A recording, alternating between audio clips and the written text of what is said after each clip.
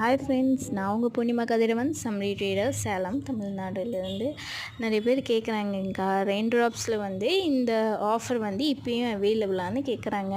ஆமாங்க, ஆஃபர் இப்போயும் அவைலபிளாக இருக்குது. Buy 10 dozen at 999, 10 dozen $999. இப்போ பாருங்கள், இது ஒரு கஸ்டமரு நம்மளுக்கு ஆர்டர் கொடுத்துருந்தாங்க.